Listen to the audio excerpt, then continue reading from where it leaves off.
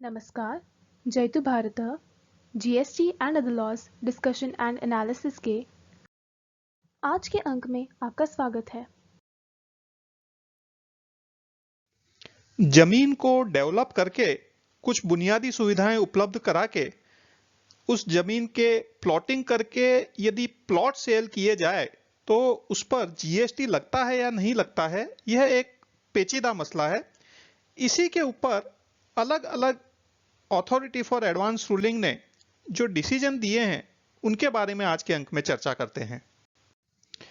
सबसे पहले Goa authority for advance ruling ने शांतिलाल रियल एस्टेट सर्विसेज के केस में जो निर्णय दिया है वह देख लेते हैं। इस केस में एप्लीकेंट ने दो प्रोजेक्ट के बारे में निर्णय मांगा था। पहले प्रोजेक्ट में जमीन को प्लॉट्स के अंदर सब डिवाइड करके उन प्लॉट को सेल करना था। यहां पर जो प्लॉट्स के पास, जमीन के पास ऑलरेडी एग्जिस्टिंग रोड था, इसलिए डेवलपर को रोड डेवलपमेंट करने की कोई आवश्यकता नहीं थी। ड्रेनेज और इलेक्ट्रिसिटी लाइंस भी थी, लेकिन उनमें मामूली सुधार करने की आवश्यकता थी। इसके अलावा कोई भी अन्य डेवलपमेंट वर्क या एमेनिटीज या ओपन एरिया जिनको प्लॉट बेचना था उनके लिए करके नहीं देना था, ना ही कोई कंस्ट्रक्शन ऑफ बिल्डिंग या स्ट्रक्चर डेवलपर को करके देना था। जो दूसरा प्रोजेक्ट था उसमें जमीन को अलग अलग प्लॉट्स में सब डिवाइड करना था। उसके अलावा नया रोड भी बनाना था और ड्रेनेज लाइन भी बनानी थी। इसके अलावा इलेक्ट्रिसिटी पोल्स को भी रीअलाइन करना था। इनके अलावा कोई भी नया कंस्ट्रक्शन बिल्डिंग का या कोई भी स्ट्रक्चर इत्यादि नहीं बनाना था। यहां पर जो रोड बनाना था, ओपन स्पेस देना था, वो सब जो एमेनिटीज थी उनको वहां की लोकल अथॉरिटी को पब्लिक यूटिलिटी के लिए गिफ्ट में दे देना था।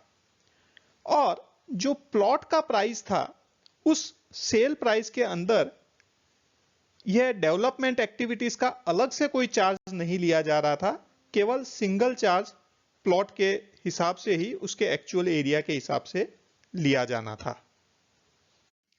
इस प्रकार के प्लॉटिंग के लिए जो भी परमिशन की आवश्यकता होती थी, उन परमिशन के अंदर ही यह रिक्वायरमेंट थी कि रोड और ड्रेनेज बनाकर देना है और प्लॉट्स को परमानेंट बाउंड्री स्टोन से अलग अलग डिमार्केट करके देना है। जो भी रोड डेवलप किए गए हैं उनको वहां की लोकल अथॉरिटी को as a public utility gift कर देना है।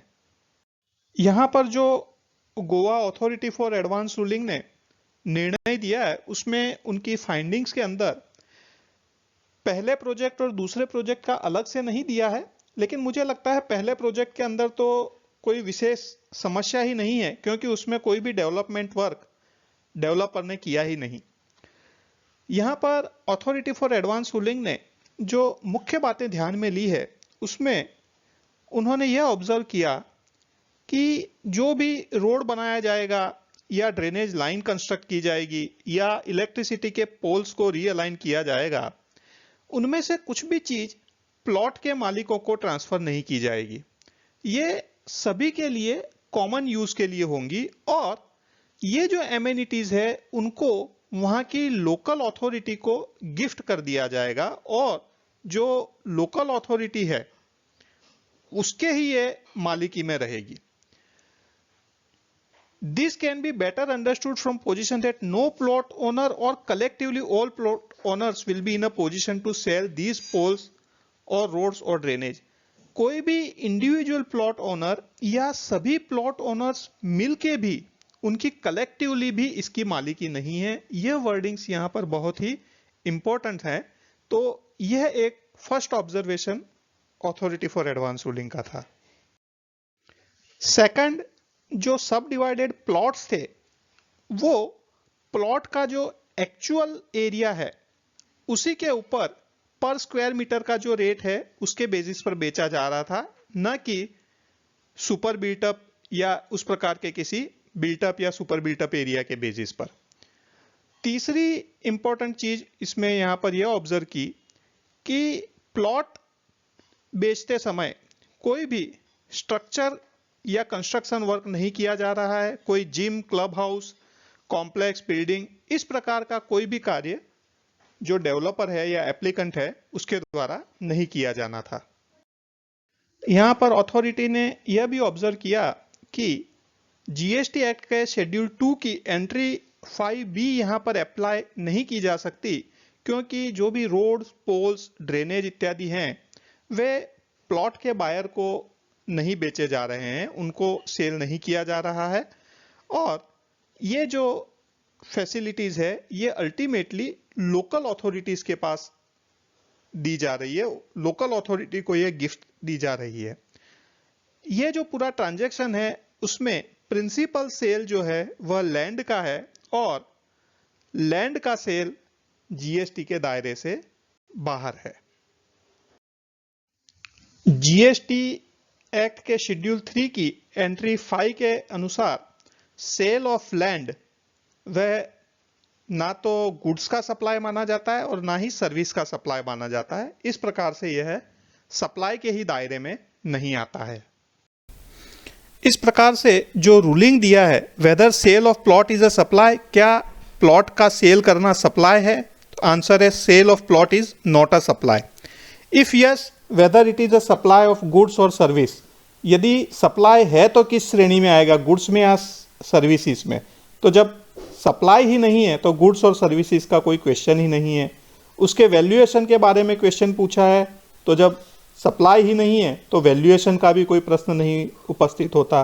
रेट ऑफ टैक्स, उसका भी यहाँ पर कोई प्रश्न उपस्थित नहीं होता, और अबेटमेंट मिलेगा कि नहीं वह भी प्रश्न उपस्थित नहीं होता। तो जो मुख्य प्रश्न था कि सेल ऑफ प्लॉट, उसे सप्लाई में गिना जाएगा कि नहीं गिना जाएगा, उसी का आंसर दे दिया, sale of plot is not a supply. दूसरा decision Madhya Pradesh authority for advance ruling के द्वारा Bhopal smart city development corporation limited के केस में है। इस केस में भोपाल के अंदर स्मार्ट सिटी प्रोजेक्ट के अंतर्गत प्लानिंग और डेवलपमेंट करके पूरा एरिया डेवलपमेंट करना है, और जो भी प्लॉट आवंटित किए जाएंगे उनमें 25% अमाउंट पहले देनी है, बाद में धीरे धीरे करके अमाउंट देनी है, और कंप्लीट अमाउंट देने के बाद में ही डीड ऑफ कन्वेंस एग्जीक्यूट की जाएगी। डीड ऑफ कन्वेंस एग्जीक्यूट होने के बाद में जो भी प्लॉट होल्डर है वे उसके ऊपर अपना कंस्ट्रक्शन कार्य कर सकते हैं।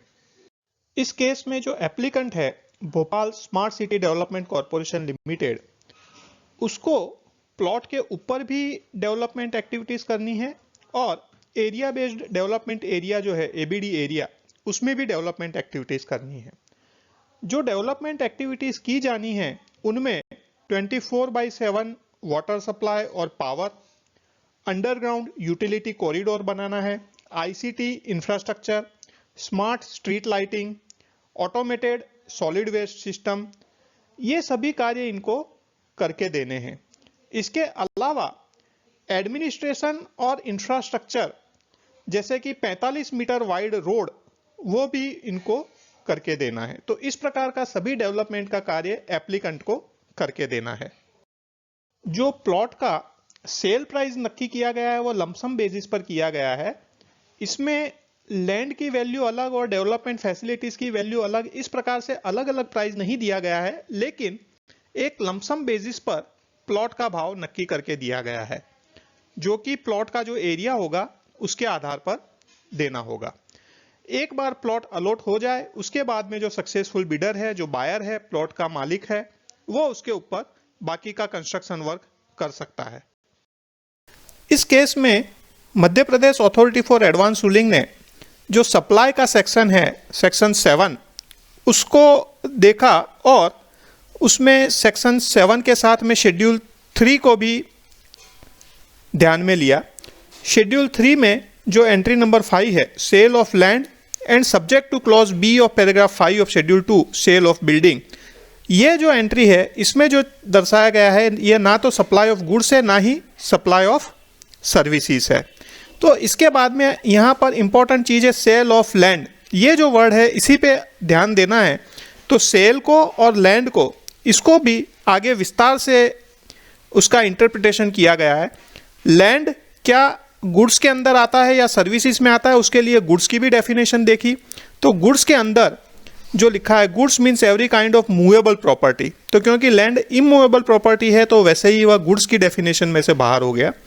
सर्विसेज की भी डेफिनेशन का अवलोकन किया और यह शेड्यूल 3 के अंदर जो एंट्री 5 है वह भी देखा।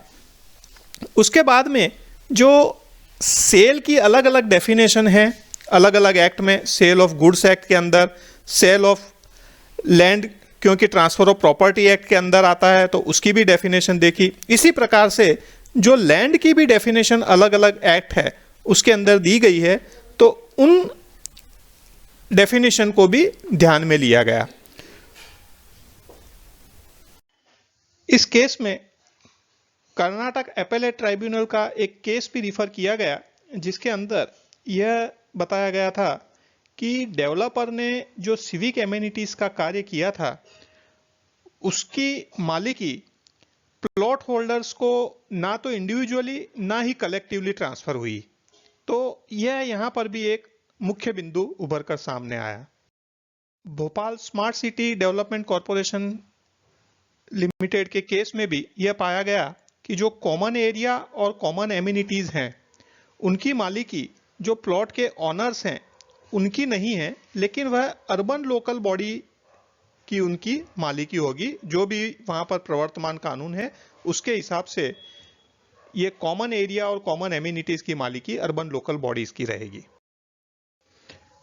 इसके कारण से मध्य Pradesh authority for advance ruling इस निष्कर्ष पर पहुंची कि जो कॉमन एमिनिटीज है जैसे कि drainage line, water line, electricity line, land levelling और रोड, स्ट्रीट लाइट इत्यादि, इसका टैक्सेबिलिटी के ऊपर कोई भी प्रभाव नहीं पड़ेगा कि इसके कारण से जीएसटी लगेगा या नहीं लगेगा।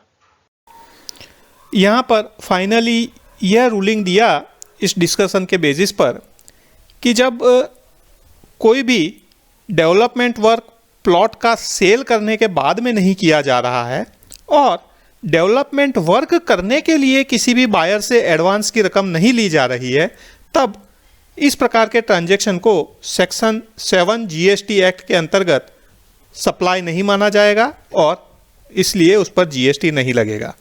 जब जीएसटी नहीं लगेगा तो जो अन्य प्रश्न पूछे थे उनका भी आंसर देने का कोई औचित्य इस केस में बनता नहीं है। दीपेश अनिल कुमार नायक के केस में पहले Gujarat authority for advance ruling ने एक निर्णय दिया और उस निर्णय के विरुद्ध में अपील करने पर Gujarat appellate authority for advance ruling ने अपना निर्णय दिया। तो अभी हम Gujarat appellate authority for advance ruling के निर्णय के बारे में डिस्कस करते हैं।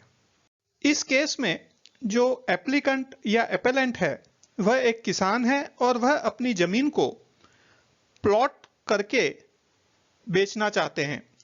इसके लिए जो लोकल अथॉरिटी है या प्लान पासिंग अथॉरिटी है उसने प्लान मंजूर करते समय यह शर्त रखी कि जो भी कॉमन फैसिलिटीज है जैसे drainage, water line, electricity line, road, compound wall, ये सभी एपेलेंट को करनी है और उसका खर्चा भी एपेलेंट को स्वयं को वहन करना है।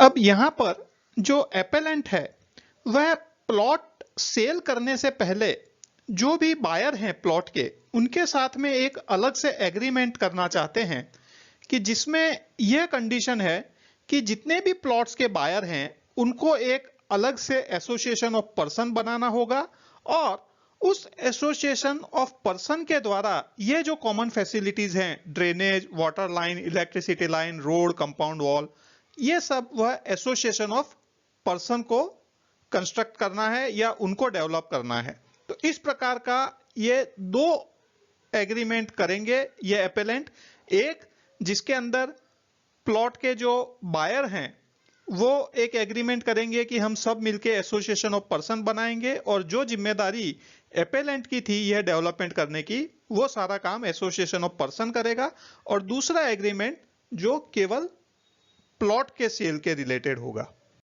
यहां पर appellate authority for advance ruling ने यह ऑब्जर्व किया कि जो एपेलेंट है उसके सबमिशन में कॉन्ट्राडिक्शन है, क्योंकि एक तरफ तो एपेलेंट यह कह रहे हैं कि मैं जब प्लॉट बेचूंगा बायर को तब मैं ये डेवलपमेंट चार्जेस के लिए कोई भी अलग से चार्ज नहीं लूंगा, केवल मैं लैंड का ही चार्ज बायर की तरफ से लूंगा और ना ही मैं उनसे कॉमन फैसिलिटीज यूज करने के लिए अलग से चार्ज लूंगा। लेकिन दूसरी तरफ जो बायर्स हैं उनको वह बाध्य कर रहे हैं, कंपेल कर रहे हैं कि आप एक एग्रीमेंट करें जिसके द्वारा एक एसोसिएशन ऑफ पर्सन बनाया जाए और वह एसोसिएशन ऑफ पर्सन ये सारी डेवलपमेंटल एक्टिविटीज करे, जिसके लिए भी खर्चा उन बायर्स को ही करना होगा थ्रू एसोसिएशन ऑफ पर्सन। तो यह केवल एक लैंड के या केवल प्लॉट के सेल का एग्रीमेंट नहीं है, लेकिन यह कंडीशनल एग्रीमेंट है। इस प्रकार का ऑब्जर्वेशन अथॉरिटी ने किया।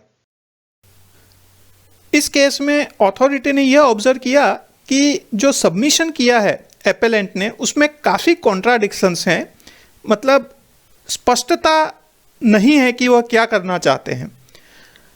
इसके अलावा अथॉरिटी ने जो कंसीडरेशन की डेफिनेशन है सेक्शन 2 उसका क्लॉज 31 CGST एक्ट 2017 उसका अवलोकन किया और जो सेक्शन 15 है वैल्यूएशन से रिलेटेड उस वैल्यूएशन के सेक्शन को भी देखा और उसके आधार पर यह बताया कि केवल क्या चीजें एक्सक्लूड हो सकती है, तो जो डिस्काउंट है वह एक्सक्लूड हो सकता है, जबकि यह जो डेवलपमेंट से रिलेटेड एक्सपेंसेस हैं वह तो एक्सक्लूड नहीं हो सकते, वो तो इंक्लूड ही करना पड़ेगा। इसके अलावा अथॉरिटी ने सेक्शन 7 CGST एक्ट जिसमें स्कोप ऑफ सप्लाई दर्शाया है उसके साथ में शेड्यूल 3 के अंतर्गत एंट्री 5 जिसमें सेल ऑफ लैंड बताया है और शेड्यूल 2 का पैराग्राफ 5 जिसमें कंस्ट्रक्शन से रिलेटेड सर्विसेज बताई है उनका भी अवलोकन किया। इसके आधार पर appellate authority for advance ruling इस नतीजे पर पहुंची कि जब ट्रांजैक्शन केवल लैंड के सेल का हो तब तो वह शेड्यूल 3 की एंट्री 5 में आएगा और सप्लाई के दायरे से बाहर हो जाएगा। लेकिन जब कॉमन फैसिलिटीज डेवलप की जा रही है एपेलेंट के द्वारा या उसके निर्देश पर, तो वह एक्टिविटी टैक्सेबल सर्विस के दायरे में आएगी और वह कंस्ट्रक्शन ऑफ सिविल स्ट्रक्चर और part thereof intended for sale to a buyer इस कैटेगरी में शेड्यूल 2 के पैराग्राफ 5B के अंतर्गत आएगी और उसी अनुसार यह सर्विस मानी जाएगी। इसके अलावा एपेलेंट ने एक जो और आर्ग्यूमेंट की थी कि इसे कंपोजिट सप्लाई मान लिया जाए और इसमें मुख्य सप्लाई लैंड की है, इसलिए बाकी की जो डेवलपमेंटल एक्टिविटीज़ है उसे भी लैंड की सप्लाई प्रिंसिपल सप्लाई मानकर उसे सप्लाई के दायरे से बाहर रखा जाए। इसमें भी अथॉरिटी ने कंपोजिट सप्लाई की डेफिनेशन देखी, प्रिंसिपल सप्लाई की डेफिनेशन देखी और यहाँ पर जो उन्होंने फाइंडिंग की वो यह है कि जो लैंड की सप्लाई है वह सप्लाई के दायरे से बाहर है, जबकि बाकी का जो कंस्ट्रक्शन ऑफ सिविल स्ट्रक्चर और पार्ट्स देयर ऑफ उस दायरे में आती है। जबकि कंपोजिट सप्लाई के केस में दोनों ही सप्लाई जो है वह जीएसटी के दायरे में आनी चाहिए। यहाँ पर एक सप्लाई जीएसटी के दायरे में है, दूसरी सप्लाई जीएसटी के दायरे में नहीं है, इसलिए यह कंपोजिट सप्लाई के डेफिनेशन के अंदर नहीं आएगी। अथॉरिटी ने एक ऑनरेबल सुप्रीम कोर्ट का judgment messrs Narne construction private limited उसका भी संज्ञान में लिया और यह बताया कि यह जो एक्टिविटी है डेवलपमेंट की वह सर्विस के दायरे में ही आएगी। और इस प्रकार से इस केस के अंदर जो अथॉरिटी फॉर एडवांस रूलिंग का ऑर्डर था उसे अपहेल्ड कर दिया गया। एपेलेंट के द्वारा जो यहाँ पर अलग अलग कुछ जजमेंट्स, ये Bhopal smart city development corporation limited का भी एडवांस रूलिंग का डिसीजन साइट किया गया था, लेकिन यहाँ पर यह कह दिया गया कि एडवांस रूलिंग का जो डिसीजन होते हैं वह केवल उसी एप्लीकेंट के लिए लागू होते हैं, अन्य के लिए नहीं, उनका प्रेसिडेंशियल वैल्यू नहीं होता। इस प्रकार से इस केस के अंदर अथॉरिटी ने एडवांस रूलिंग अथॉरिटी के ऑर्डर को कंफर्म किया और इसके अंदर यह बता दिया कि the transaction oblique activity of the appellant is not covered under entry number 5 of schedule 3 of the CGST act, क्योंकि यह जो शेड्यूल 3 के अंदर सेल ऑफ लैंड है वह ना तो सप्लाई ऑफ गुड्स माना जाता है ना सप्लाई ऑफ सर्विस, लेकिन यह जो ट्रांजैक्शन है वह उसके दायरे में नहीं आएगा और क्योंकि यह डेवलप्ड प्लॉट्स है और यह टैक्सेबल सर्विस है जो कि कंस्ट्रक्शन सर्विस के कैटेगरी में आएगा। Notification number 11 of 2017 central tax rate उसके सीरियल नंबर 3 के ऊपर उस पे जो भी एप्लीकेबल टैक्सेस होगा वो लगेगा। Kerala authority for advance ruling ने भी धार्मिक लिविंग प्राइवेट लिमिटेड के केस में डेवलप प्लॉट के सेल से रिलेटेड डिसीजन दिया है। इस केस में जो एप्लीकेंट हैं वे खुद के नाम पे प्लॉट खरीदते हैं, उसे डेवलप करते हैं, उसका लेआउट का अप्रूवल लेते हैं खुद ही के नाम पर और उसके बाद में उन प्लॉट्स को सेल करते हैं। डेवलपमेंट के दौरान या सेल करने से पहले कोई भी एडवांस की रकम कस्टमर से नहीं ली जाती। तो इस केस में उनका क्वेश्चन ये था कि ये जीएसटी के दायरे में आएगा या नहीं आएगा। यहां पर अथॉरिटी ने सीजीएसटी एक्ट के शेड्यूल 2 का पैराग्राफ 5B का भी अवलोकन किया है और इसमें मुख्यतः इस बात को ध्यान में लिया है कि प्लॉट सेल करने से पहले कोई भी एडवांस की रकम बायर के पास से नहीं ली जा रही है, इसलिए यह जो डेवलप्ड प्लॉट या लैंड को सेल किया जा रहा है वह शेड्यूल 3 के पैराग्राफ 5 के अंदर आएगा और इसमें जो पूरा डिस्क्रिप्शन है जहां पर लिखा है sale of land and subject to clause B of paragraph 5 of schedule 2 sale of building shall be treated neither as supply of goods nor a supply of service, और इस प्रकार से यह ट्रांजैक्शन जीएसटी के दायरे में नहीं आएगा। जो फाइनल रूलिंग था उसमें भी जो एप्लीकेंट का क्वेश्चन था उसके आंसर में authority for advance ruling Kerala ने यही कहा है, the sale of developed plots oblique land without receiving any advance from their customers for undertaking development activities is covered by para 5 of schedule 3। बिना advance लिए जो डेवलप प्लॉट को cell करने की एक्टिविटी है वह सीजीएसटी एक्ट के schedule 3 के पैरा 5 में आएगी और इस कारण से यह ना तो सप्लाई ऑफ गुड्स है ना ही सप्लाई ऑफ सर्विस है और इस प्रकार का सेल जीएसटी उस पर लागू नहीं होगा। आज के अंक में बस इतना ही। धन्यवाद।